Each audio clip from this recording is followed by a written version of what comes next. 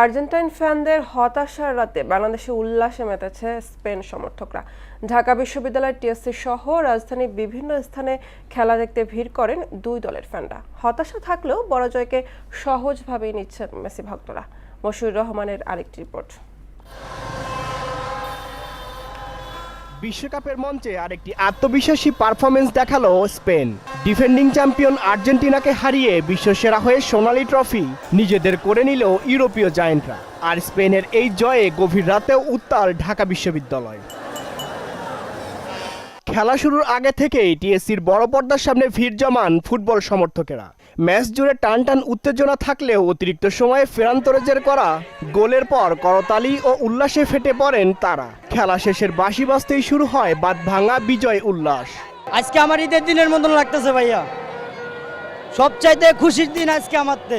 খেলা শেষে উচ্ছ্বসিত সমর্থকেরা জানায় স্পেনের পুরো টুর্নামেন্ট জুড়েই তাদের মুগ্ধ করেছে। ফাইনালে আর্জেন্টিনাকে হারিয়ে চ্যাম্পিয়ন হওয়ায় তারা বেশ আনন্দিত। খেলাতে হার জিত অবশ্যই আছে, কিন্তু আমি থেকে চেয়েছিলাম আর্জেন্টিনা খুব চেষ্টা করেছে এবং কি খুব খারাপও খেলেছে। আর্জেন্টিনা করছিলাম বাস খাইলো।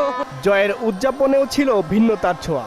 স্লোগান আর পতাকা নিয়ে আনন্দে মেতে ওঠেন স্প্যানিশ সমর্থকেরা। কয়েক ঘন্টার জন্য টিএসসি প্রাঙ্গণ রূপ নেয় লাল হলুদ জার্সি পরা ফুটবল প্রেমীদের মিলন মেলায়। আর্জেন্টিনা আজকে আমরা খেলা দেখে আর্জেন্টিনা খুবই হতাশ। যদিও টিএসসির বড় পর্দার সামনে আর্জেন্টাইন সমর্থকদের উপস্থিতিই ছিল সবচেয়ে বেশি। ফাইনালে প্রিয় তারকা মেসি আর প্রিয় দলকে ঘিরে প্রত্যাশাও ছিল অনেক, তবে বাস্তবতা তো বড় ভিন্ন।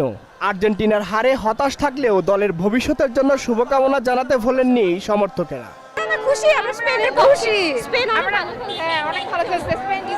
পুরো টুর্নামেন্টে মাত্র এক গোল হজম করে ডিফেন্সিভ মাস্টার ক্লাস দেখানো স্পেনের এই দল আগামী দিনগুলোতে ফুটবল বিশ্বকে শাসন করবে, এমনটাই প্রত্যাশা বিজয়ী সমর্থকদের।